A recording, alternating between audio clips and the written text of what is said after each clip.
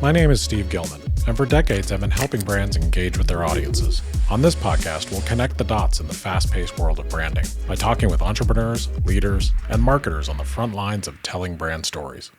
Today I'm talking with Khalil Garriott, Director of Branded Content and Executive Editor at James Madison University, about how everyone has a story to tell, thinking like a journalist, and the significance of precise language in marketing. Welcome to today's episode of Brand Story. My guest is Khalil Garriott, who is the Director of Branded Content and Executive Editor for James Madison University. Khalil previously worked as Managing Editor for Red Bull Media House and Senior Editor and Digital Content Editor for the NFL Media Group. He was also the website editor for the NFL Players Association, and you were a sports producer and a columnist for AOL as well. So welcome, Khalil. That is quite a career.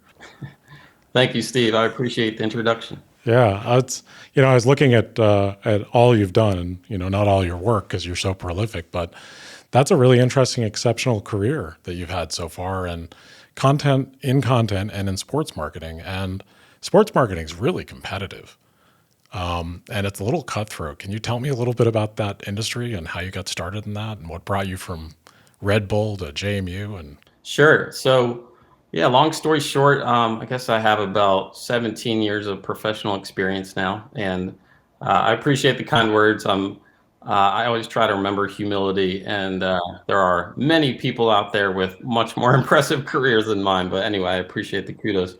So, of those 17 years, most of that has been in sports media. I spent about 14 years in sports media. Specifically digital, creating digital content. And, as you mentioned, it's definitely a competitive space. Each of the jobs I've had in sports, probably there would be, a line a mile long for people lining up for those types of jobs. So I've been extremely lucky to have some fun gigs and to be able to do some different things along the way. I've always loved sports, and I've always also loved storytelling. So in the course of my career, I've kind of looked for ways to marry those two passions because, I believe that a person's happiest when they're just doing what they love and when work doesn't feel like work. I can definitely agree with that. And the fact that you ended up at NFL Media and Red Bull Media House, I mean, those are some names where the content coming out of both those organizations is so exceptional, and it's so fast-paced. There's so much of it. So I really compliment on you on your career path, and that's working for some pretty cool brands. Definitely, yeah. I've had the good fortune of working for some world-class brands that truly are known globally, and with that comes a certain level of added expectations, right? So, the content being churned out at those few places you mentioned, fans and audiences just have an insatiable appetite to eat that content up. And so, it's the big leagues. And when you make a mistake, that gets amplified. And, the more traffic you have to your site, or the more people following your social handles, etc. With that comes some added pressure. So, it's not for everybody, although those are, dream jobs for a lot of folks. You mentioned earlier it being cutthroat, and not all people are cut out for those types of jobs. Yeah, for sure. I mean, the pace at any media job, at any content job, or really in the marketing world, the pace is really fast. I mean, and it's just gotten faster every year. But in those particular industries and those particular brands, I'm sure just the sheer volume of content alone, and then the expectation of quality, is quite a job. The volume and the velocity. Yeah. And I happen to be a fan of alliteration. Luckily, those two words just happen to start with a V, but those two words really stand out. It's churning out a lot of content, and it's doing it at a pretty fast pace. And so, of course, mistakes pop up along the way when you move at a certain cadence that's extremely fast. But it also kind of tests what you're made of. And, that when you hit publish on a certain article, or, you hit tweet on a, highly visible piece of content, that people are going to see it. And so again, you have to kind of step up your game to match the sheer size of those audiences. Yeah, I really liked what you said when one of the first things you said about trying to align, your interest in sports with your interest in storytelling. Because I agree with you, and you love what you do, and you have a real honest interest in it. It's going to be that much easier to perform at a high level. Yeah, it just makes things easier, doesn't it? I Yeah, mean, you don't feel the drudgery of going to a job every day that just doesn't, get you going. And a lot of people use the phrase, what keeps you up at night. I try to flip that and think about what gets me up in the morning. Why am I excited to go to my job? Or what is it about the work that I'm going to do on a given day that really excites me? And then just keep your finger on the pulse of that and try for that to kind of be your North Star that guides you when you have a tough day or when something doesn't go your way, for example. Just kind of remember what fuels your fire and follow that if you can. yeah, I think that's great advice for anyone watching and for young marketers and people just going into communications and marketing and content and everything that's in our world. Um, I've been a storyteller since I was about 10 years old. So there's no way I'm not going to be doing storytelling. It's all I've done my whole life. I was directing plays in my front yard as a kid and studied theater and marketing at JMU. So I think you and I both are JMU alums. Awesome. Yeah. And, of course, ended up in marketing and basically brand storytelling. So for me, it's my North Star, probably just like yours. I love telling stories. And the more I can tell someone else's story well, the more fun it is for me. Yeah, I mean, truly everybody has a story to tell. And with that, you need to be a good listener, and just kind of recognize that as the storyteller, it's not about me. And that probably goes back to my upbringing in the journalism industry. But you're kind of taught in J School 101 that don't make the story about you, and keep the focus on the subject. So I think as the media industry has evolved and changed over time, to a certain extent, I think that has been lost a little bit, where you see a lot of media figures who become the story, and then it kind of takes on a different life of its own. But I've always tried to approach it as, let me be the fly on the wall, or let me be the person behind the camera, or let me be just the neutral observer. And from that, I think the best stories come. Yeah, I agree with you 100% on that. My career started and our company started doing documentaries. And we did documentaries in cooperation with Greenpeace. We ended up making a really strange connection and going from them to the Postal Service because Greenpeace recommended us to the Postal Service because we were just doing what a lot of media people don't do. We were just getting the heck out of the way and telling honest stories.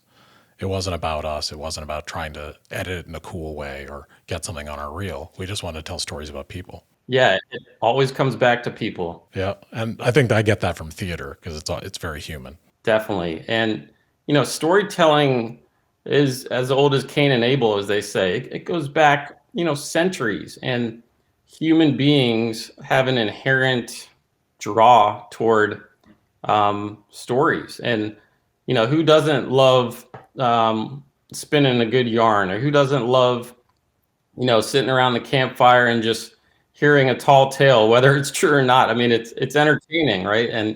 And I hope that never goes away, because if it does, I think our industry might be in some trouble. But for now, you see brands. Name a brand that doesn't do content. Yeah, I can't. I can't either.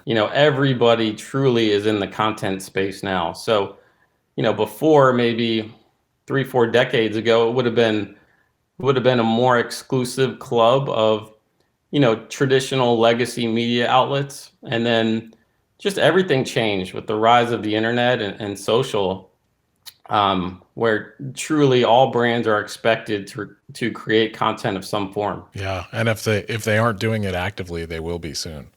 It is really great content and great stories is a competitive advantage. So if you're not out there telling stories, listen to this interview today, and maybe it'll inspire you to tell more. So at Red Bull, one of the things I noticed, and we'll talk about JMU really soon. I just have one more question about your previous career. One of the things you did is you established some more storytelling formats while you were there. And I had no idea this was you, but I noticed because I've always been a fan of Red Bull media, because really, who isn't, if you like sports at all. But you started doing, content from the athlete's point of view, content about athletes, social stories, incorporating artists. Can you tell me a little bit about what you learned from launching those new formats? That's a good question. I would say that, one of Red Bull's strengths, and even, what it's known for, is just playing in a lot of spaces. And so that's a company that is certainly not shy about getting into music festivals, or culture, or esports, for example. The list goes on. And so, to your question, I would say one thing that I learned in working there, and some of my previous colleagues there might agree with, is that just, and this is going to be broad, but just the value of taking risks. Obviously Red Bull is known as a brand that pushes the envelope, and takes things to the extreme in a good way, you could say. But we found that it's truly all about the athletes and the artists. And certain people do follow brands, but I believe bigger than that, people follow people. And so, sure, when you have the Red Bull name behind a piece of content, or it's under the Red Bull umbrella, that will of course garner interest. But going back to my point earlier about humans being drawn to storytelling, people just gravitate to other people. So in that role, I feel like we did a good job in keeping the focus on the athletes, the artists, all the Red Bull affiliated individuals, because they're the ones driving the brand, truly. It reminds me of one of our guests was Scott Whithouse. He's a professor of visual storytelling down at the Brand Center at VCU, and he talks a lot about some of the same things. And yeah, I think that keeping it about people and keeping it authentic, and not just being about cool shots and really great angles. It comes down to human stories almost every single time. That's really what the draw ends up being to a successful content. Yeah, and also, when I mentioned earlier about the added level of exposure, the bigger the brand is, with that comes also a higher level of excellence, or a higher level of expectation, in terms of, when you're a smaller shop or a brand that's maybe lesser known, you might be able to get away with taking a shortcut here or there, Right. or pushing out a piece of content that maybe isn't as good as it can be. But one thing I've found in the course of my career is that when you work at a place as big as that, that's not the MO. It's more about, I personally don't believe in perfection, but I do believe in excellence. So striving toward excellence. And if something doesn't meet that high bar, then don't put it out. And, it just might not see the light of day, and that's fine, and being okay with that. Yeah, that's great advice, because, all media is competing for the same eyeballs. So the expectation, the bar is set by all the media that's out there, not just, the thing you happen to be launching. And there's a lot of different flavors and a lot of different forms, but, the speed at which stories are delivered, the techniques, you have to stay current on them, or you get left behind. So I think that's a great point. It's always on and always changing. Yeah. And that, let's be real, that is difficult to keep up with. It really is. I can't think of many other industries that have experienced as much change as the media industry has, even just in recent years. Like, let's take the past 1 or 2 decades. I mean, truly, everything has changed. And if you're following the same strategy in 2021 that you had even in 2010, which is not that far, not that far ago in the past, then you're not doing it right. And so that can be exhausting, right? And that can be challenging. And I don't have all the answers. I don't think anybody really has all the answers. But the bigger point is to be able to evolve and to be able to try to just iterate to keep up with all the trends. Yeah, I think I'm glad you brought that up because I think it is really unique to our industry, just the speed of change, just how TikToks influence the speed of how you deliver video, how there's so many different, the technology change alone, along around with cameras and editing and everything. But I think it really helps. It kind of goes back to your original point. If you have a passion for storytelling, then it makes having to keep up with the incredible amount of constant change a lot easier.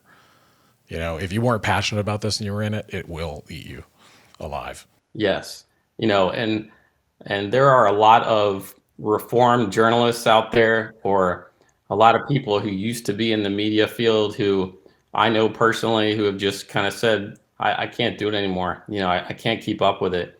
And that's to no fault of their own, I believe, but it can wear a person out if you're not careful with your time, for sure. Yeah, you have to take strategic breaks. You have to have other healthy habits, and then it really helps if you're honestly interested in it and you enjoy it. Some people who, I find that people who are lifelong learners and they're just endlessly curious cope with the changes in our industry better than people who are like, I want to get this set and just do it the same way. Because I feel like, if you and I decided something was set today, 2 weeks from now, it's going to be different. It moves at such a pace that there's no settling down. There's no just like, okay, we've got it, we're done. So we have a very embrace change mindset here. And, luckily we have a team that everyone thinks that way, but it can really tire people out. It's cliche to say, and as a words person by trade, I try to avoid cliches altogether, Right. But the only constant is change. And there's a lot of truth to that in our field. Yeah, there sure is. So a couple of years ago, you changed your path a little bit and you came back to your alma mater, and you're now in Harrisonburg, Virginia at JMU. And I always love that. It's one of the reasons I wanted to interview you is a lot of great people end up coming back to Harrisonburg, like real talented people. And so what brought you back? How, was it part lifestyle, the job? What was it? Yeah, good question. A few different factors brought me back. Definitely made a lifestyle change, as you said. And, I relocated from Los Angeles to Shenandoah Valley in Virginia. Just a small change, no big deal. Yeah, a slight culture shock, although I had lived here before. Do you miss the sushi?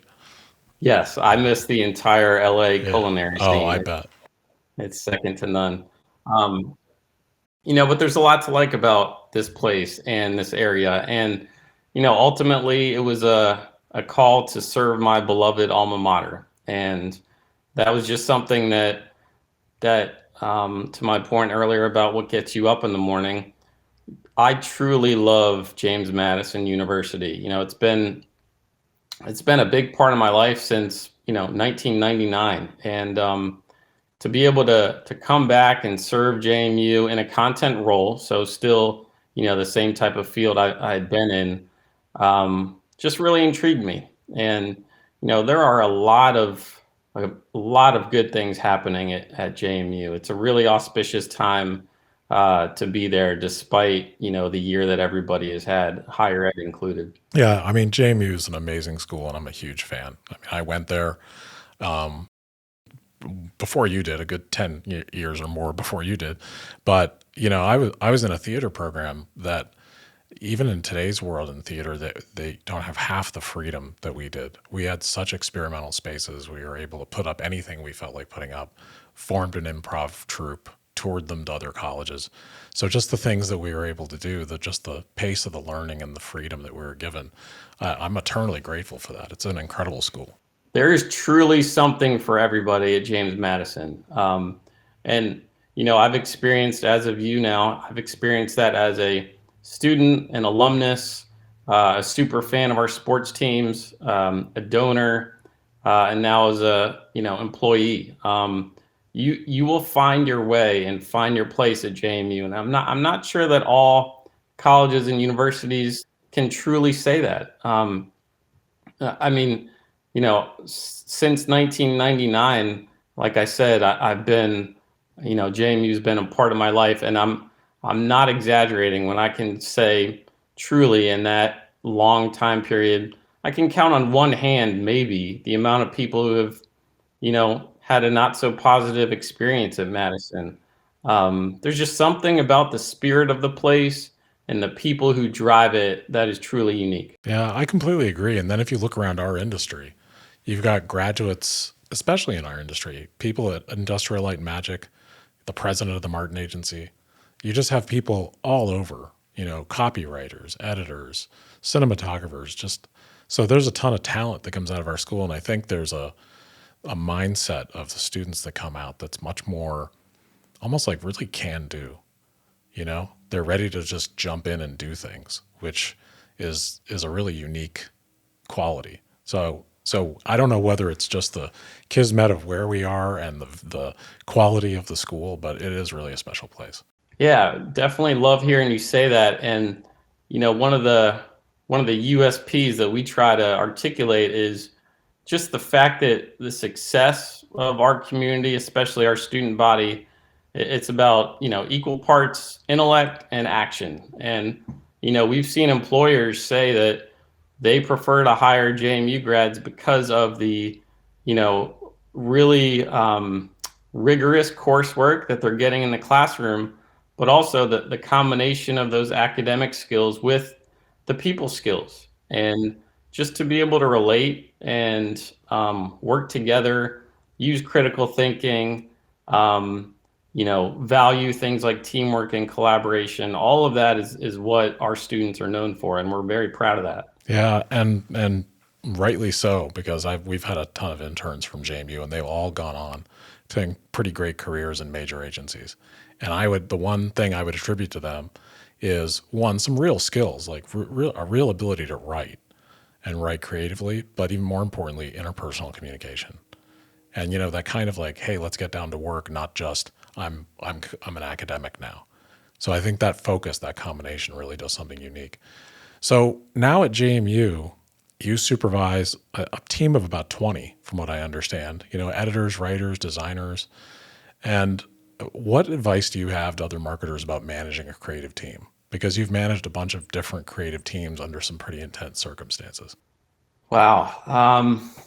There's a lot there I could go into. I'll just touch on the high points. Give your people room to create. And, that might be self-explanatory or kind of go without saying, depending on the type of creative shop you're in. But let people have the creative freedom just to be able to do their jobs and do them well. It's not the type of field that is dictated by a certain 9 to 5 schedule, or by, sitting in 5 meetings per day, or by, corporate bureaucratic red tape, So I guess as a leader, I try to just let people create through their own vision and plug in where needed. So if somebody on my team is asking for help with something, or they want feedback, of course, I will give feedback on the video that they're creating, or the photos that they have. But also being able to remove roadblocks, I think, is part of it. So, you get to a certain level in your career where you're less on the ground, in terms of day-to-day content creation, and you're required to think more high level, and to be able to leverage relationship skills to just remove barriers that are getting in the way of the creative process. So I'm really, truly lucky to have such a talented team of hardworking people who are mission critical in terms of advancing the JMU brand. Yeah, that's great to hear. I mean, I've experienced, because I have all kinds of different clients from different industries.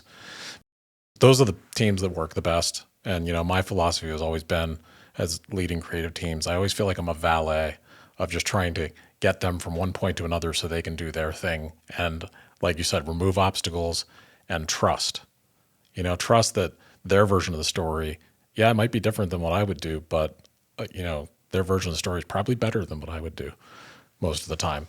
And I think the only time I see creative teams really fall down or fail is when someone that's in the upper tier of a creative team micromanages, because it's impossible with the volume of work. Right. And, who wants to be micromanaged? Especially when you're trying to do a creative endeavor.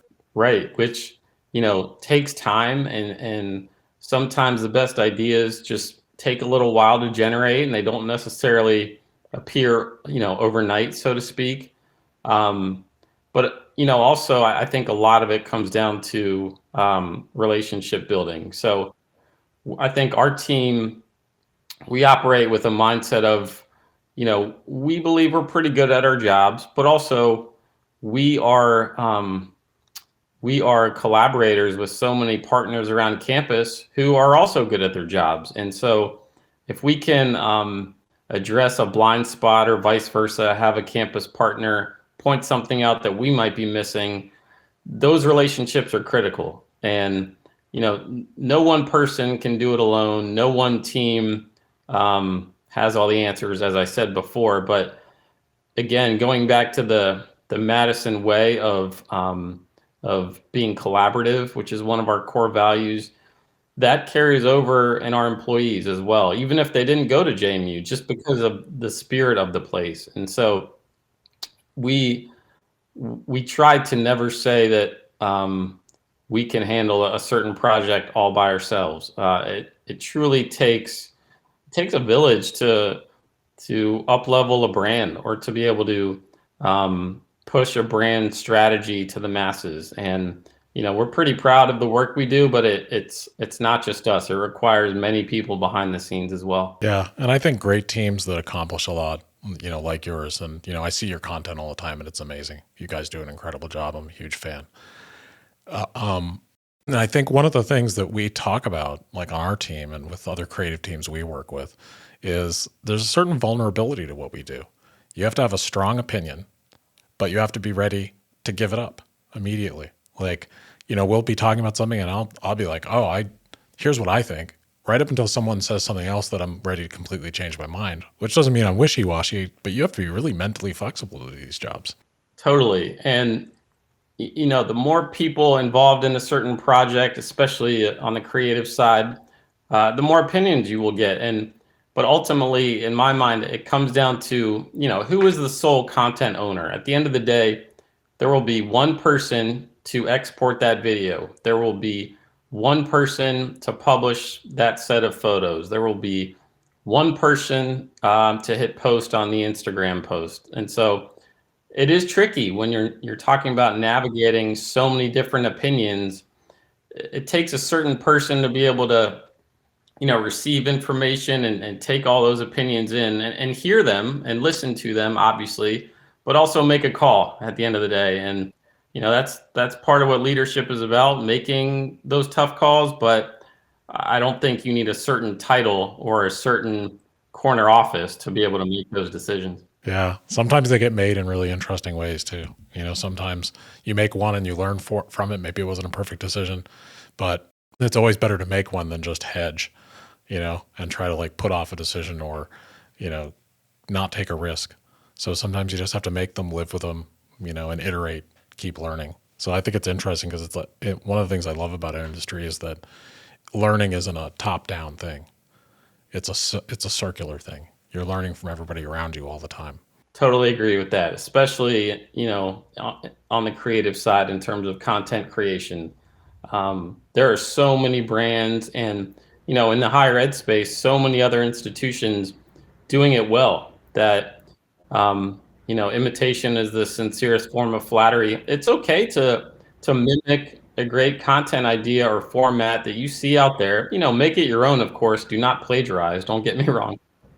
But, it's kind of a business where everybody has eyes on each other, and, it's up to the smart brands to be able to create that content in a unique way that speaks to their specific audiences, which is difficult. Yeah, and it's a cool community because I think we all celebrate each other's successes and learn from each other constantly, which is pretty cool. Speaking of one of your successes that I think is pretty amazing, So the JMU social media properties ranked number 2 in overall social engagement recently, number 1 on Instagram for among your peers, among 357 NCAA Division One institutions.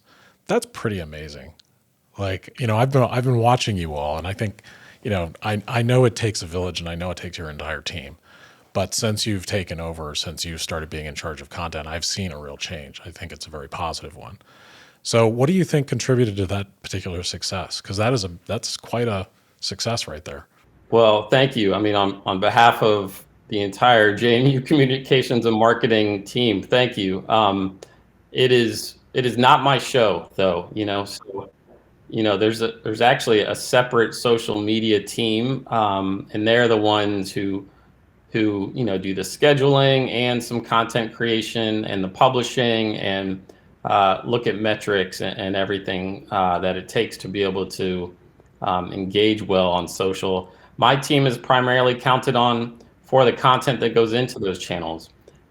So yeah, in August of 20, we were the number 2 in overall social media engagement in higher ed. And then in 2019, we were number 4. 2018, number 1 overall. That was huge. 2017, number 3 overall, and 2016, number 7. So, we've been consistently in the top 7 the past several years, and it's really amazing when I think about how small our team is relative to the engagement we get on social. We're doing it with a pretty lean staff, and there are some of our peer institutions have offices, twice the size of ours, probably much larger. And yet JMU is kind of known for compelling content that's about people first. So again, thanks. And we really hang our hat on that ranking. Yeah, and I think obviously it's the social team and the content team, and it's always so hard to parse content and social, because they're just two sides of the same coin in some ways. There's that, and how they interact on social is really good. The messaging you all do, and I know it starts with, from the top with all the marketers and the organization. There's a real humanness and a real like demonstration of what you stand for. Like, and it's very authentic. And I think a lot of some of the other brands that I've seen that are in your space, I feel like they're selling sometimes. They're pushing narratives that feel like they're trying to sell a little bit. And you all, I never get that. It always feels like you're celebrating things. That's a really important distinction to make. Consumers, in my view, they're too smart these days. They will see through that and mentally in their own heads kind of filter out the brands that are perceivably trying to sell them something, or the brands that are trying to talk with them. I think we try to have conversations on social that are two-way and try to build a community feel. And we try to kind of get out of broadcast mode of nobody likes to be shouted at, and nobody likes to be sold to unless they've expressed interest in it. And, organically, JMU has really come a long way. You mentioned Celebrate. Just yesterday, I was at the Welcome Home celebration for our softball program, which made the College World Series semifinals. I'm sure you follow that magical that's so ride. great. And just being there, it felt so JMU, and you get it because you're an alumnus. But truly, it was just about lifting people up. It was about just celebrating an amazing accomplishment that will, I think, pay back the university in ways that we might not even know about in the future in terms of student recruitment and just national awareness. Of course, we can get better in everything, but with the resources that we have in terms of people power and financially, we really do a mighty job. Yeah, you sure do. And I think where it comes down to the spirit of your content, I have a friend who works in social and is really talented, and he calls it an abundance mindset, where you're out in social, but you're celebrating people and you're celebrating others, and you're not really trying to overtly do or get anything. You're being generous, And I think that's what I see in your all's content, and I think that's why it's so attractive. Well, that's awesome to hear, especially, after the past, 15 months or so that we've all gone through. I mean, there was several months and we're still in it, so it's not quite, I can't be truly reflective yet, but there were times where we were just, kind of focused on getting information out. So a purely information play in terms of, classes, or, the university schedule, or COVID testing and vaccines, et cetera.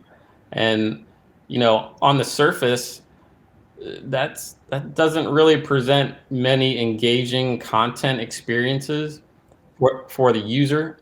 So we had to get creative in terms of videos that were done around our Stop the Spread marketing campaign, et cetera.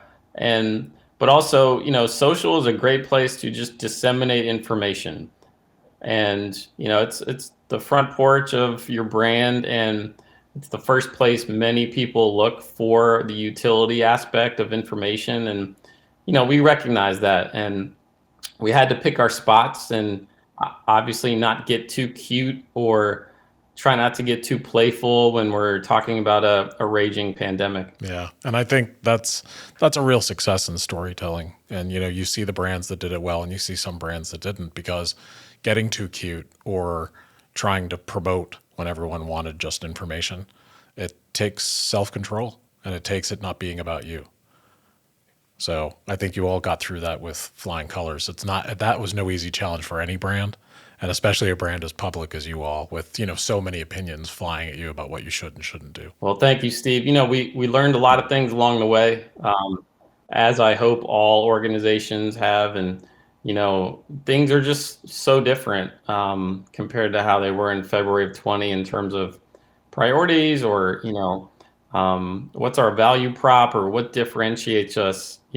Just everything has changed, and it takes a certain mindset to be able to be nimble and flexible to adapt to all those changes. Yeah, and one of the things that I saw you all do, and I do have done a lot of work in healthcare marketing and financial marketing, and one of the things you all do that sounds simple but is so hard for a brand to do. If you think about the pre-pandemic messaging and value proposition, and then all of a sudden you're in the pandemic, is that a lot of brands' reactions weren't instantly to be good humans, and you all very quickly just were going to be good neighbors and good humans and good communicators. And I think that watching the brands that did that quickly shows you who they really are. That is a great point. And sometimes a brand's values are so visible, right? You could watch a 90-second video, and boom, I can take 2-3 values just from watching that one clip about what that brand stands for. And that's all well and good, but other times the values are kind of hidden behind the content, whether intentional or not. And so, credit to JMU's leadership from the top down on establishing early on in the pandemic, okay, we are going to stick to our mission. We are going to do everything in our power to provide, an exceptional academic experience, but, we will also prioritize public health and safety. And those are equally important, or maybe 1A and 1B, however you want to look at it. But I really think sticking to those values and to our mission statement kind of got us through the pandemic. Yeah, that's great. That's great to hear. So let me ask you a little bit about, this is a teeny bit of a segue, but we've sort of touched on it a little bit, just about cross-platform strategies and cross-platform in general. Because depending on where people are in their marketing career, they may or may not have a lot of experience with cross-platform, but you have a lot of experience there. So with Red Bull, with the NFL media, with JMU, you have magazine, TV, social channels, all of it. What advice do you have for other marketers around cross-platform? Wow, there's a lot there too. Yeah, I'm asking you hard questions that you have to answer in really tight little top line ways, but you're doing great. I'll do my best. So, one of the first things that comes to mind is optimizing the content for the specific platforms. And you might consider that, you might say to yourself, well, duh, Khalil, like that is basic content marketing. But I've seen brands not doing that, and it's out there. And so that tells me that not everybody's really grasping it. So making sure that the storyline and the general story you're trying to tell can stay the same, but you have to differentiate it across platforms, and you have to be able to adjust to the algorithms as well. I mean, we're all kind of at the mercy of big tech when you think about it. And sometimes we get a heads up when there's going to be a big Facebook algorithm change, or if Google announces something, something big for them in terms of SEO, you got to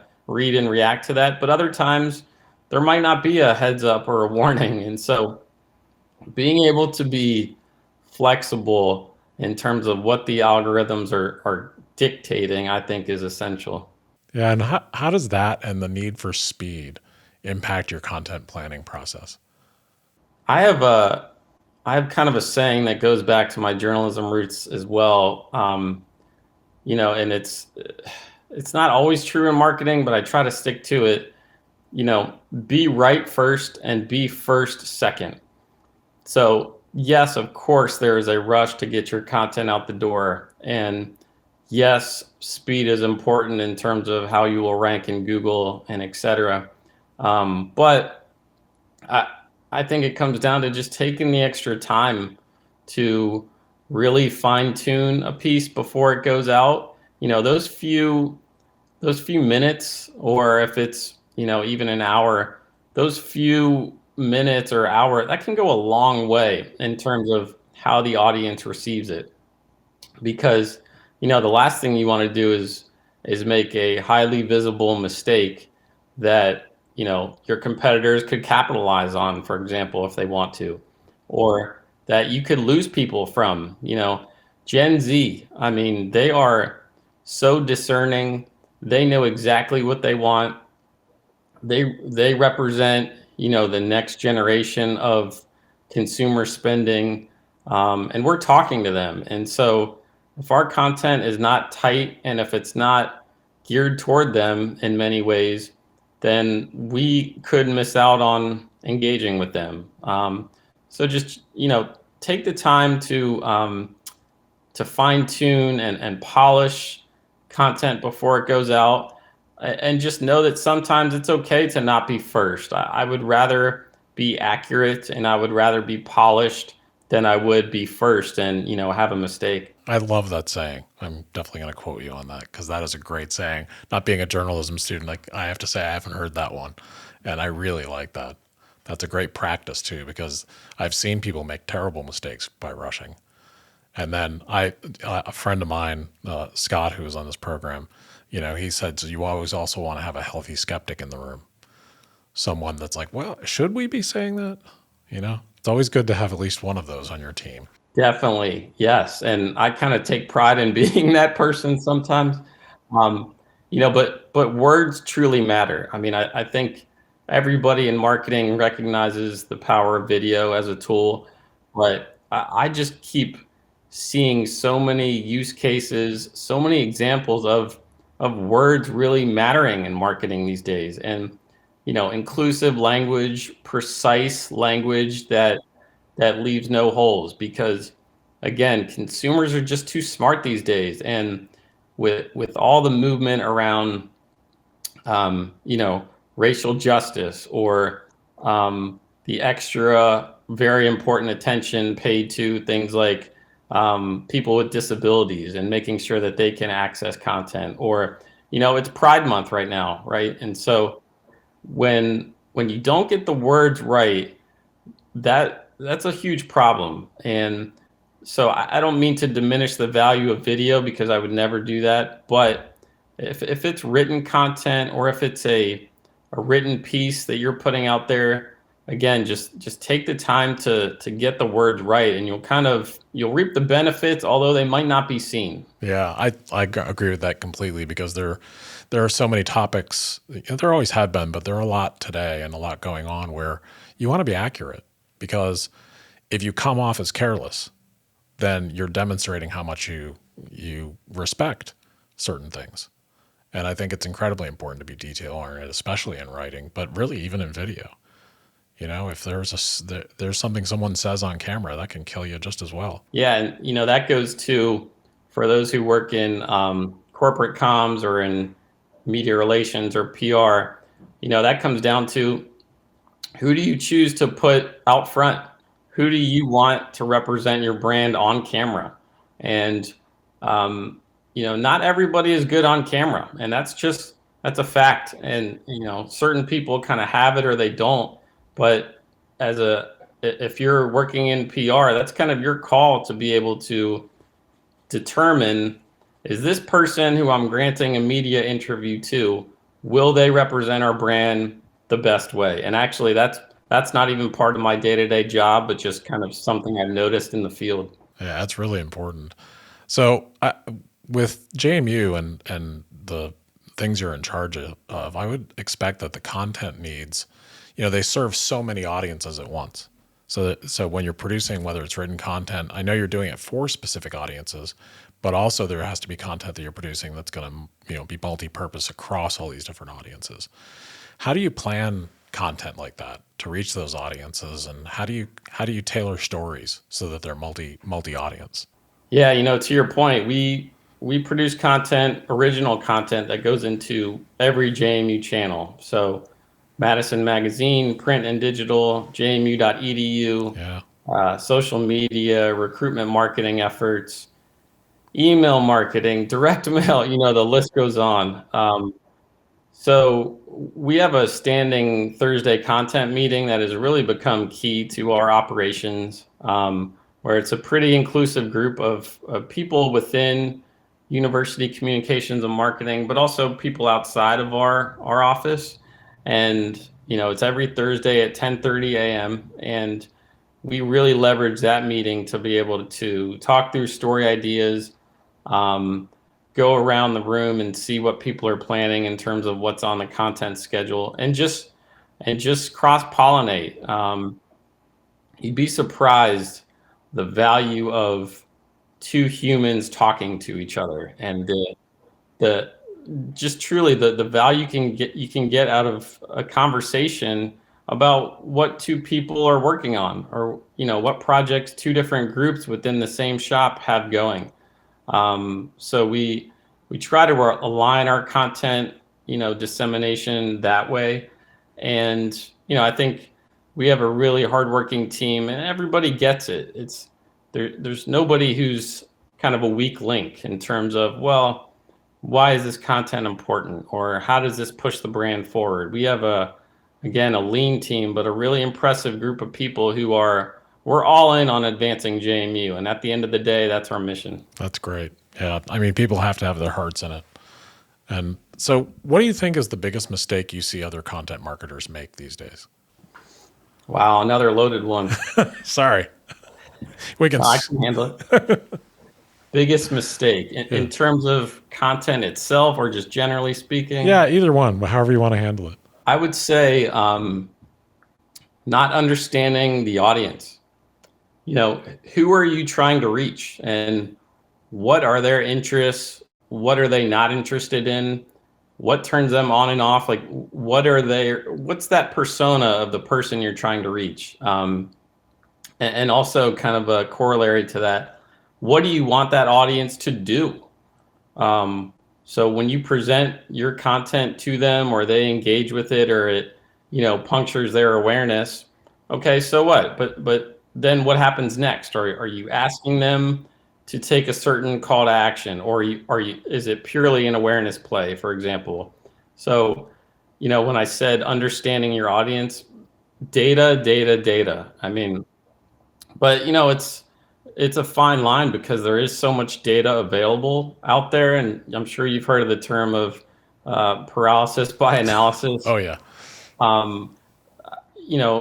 Let your human instinct drive strategic decisions, but I think our industry could get better at leaning on the data, but gleaning insights from it, and not just looking at number of page views on a website, or the vanity metrics on social in terms of likes, etc.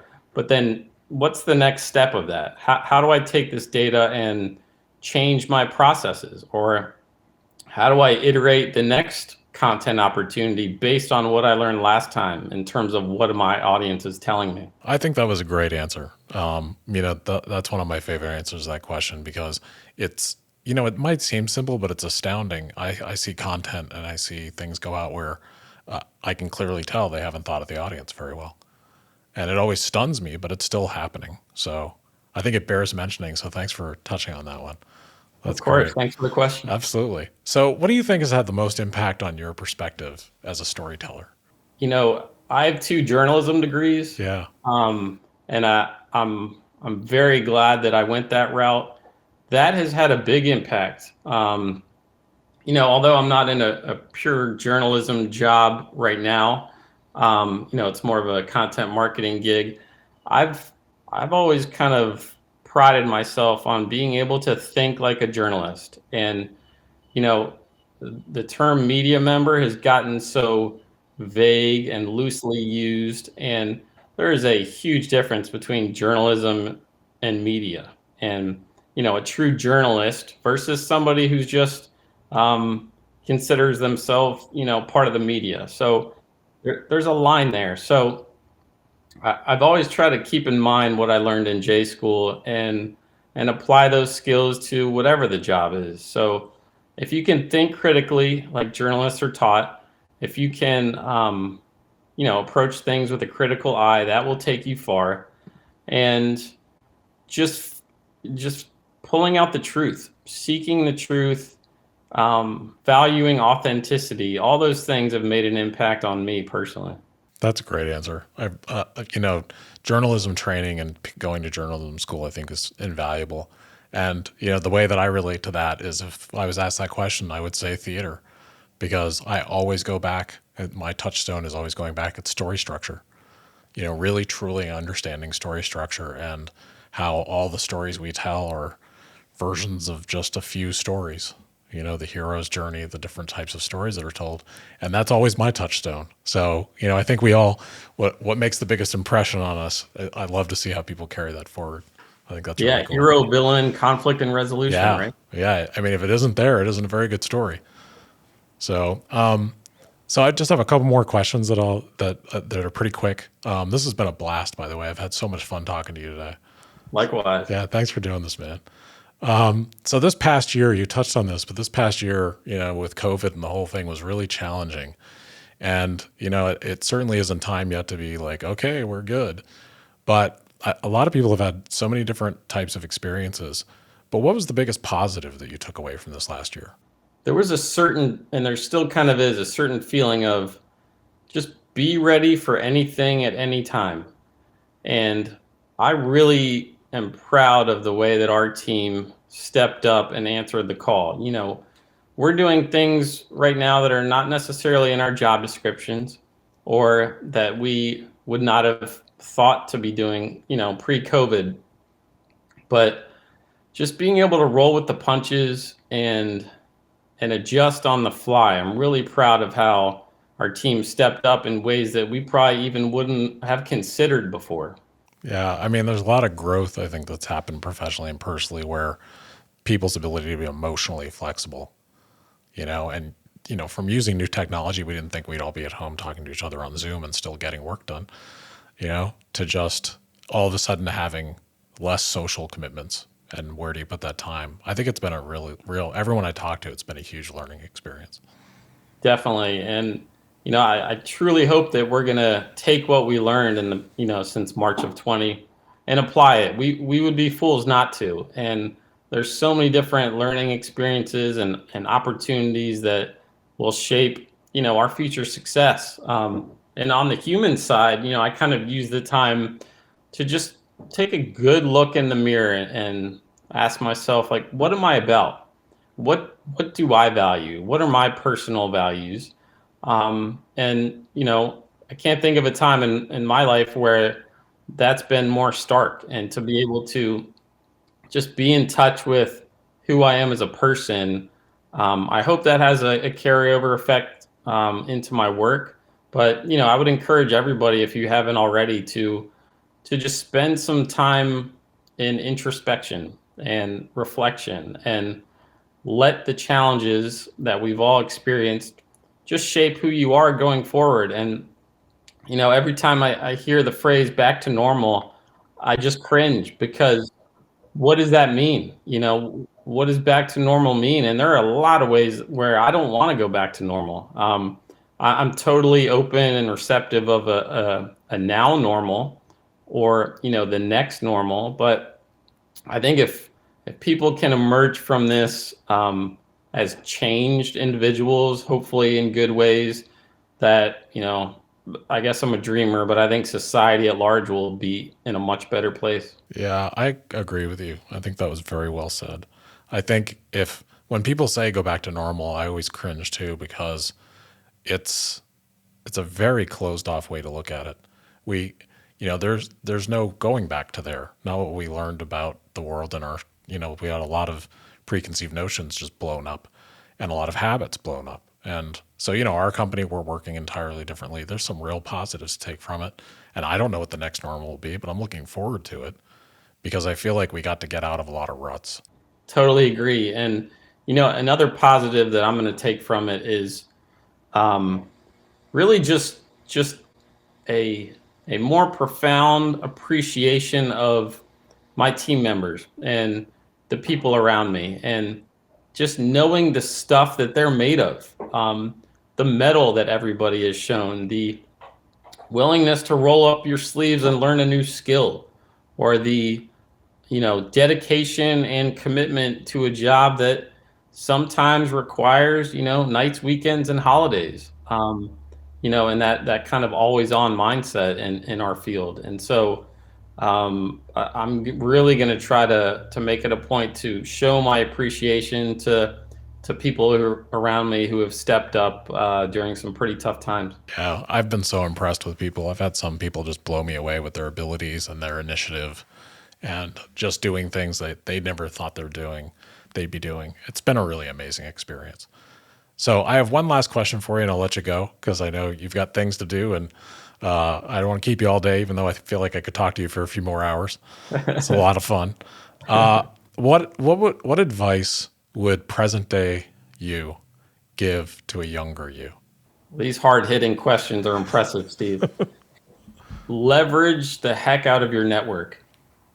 Um, you never know when a classmate you have, or a peer in some way, or a professor, or a sponsor. I try not to use the word mentor, but a sponsor will benefit you in your career search. But you got to cultivate those relationships. And if there's somebody you're going to lean on in your job search, for example, don't let it go 3-4 years without an email or reach out to that person. They need to know that you exist and that you are seeking their help. So again, going back to relationships between human beings, I mean, there's no substitute for that. Yeah.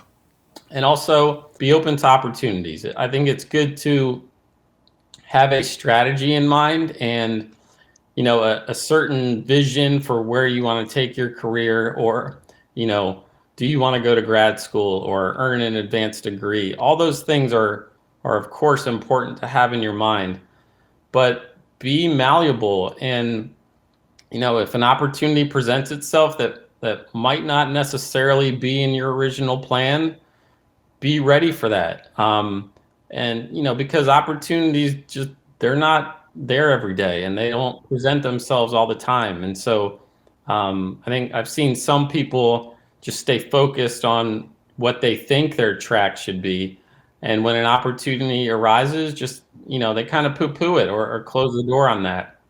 And with life experience and more years under your belt, of course, comes more wisdom.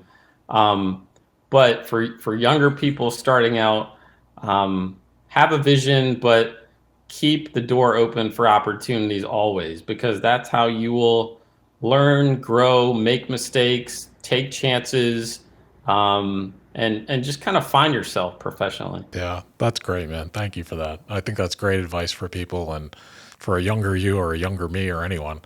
I think, keeping your eye open for opportunities and just being flexible. And, it is really all about relationships, which is really cool. So, hey, Matt, thanks so much for doing this today. This was fascinating and I really enjoyed it. I really enjoyed it too, Steve. Thanks so much for the opportunity. It was great talking to you.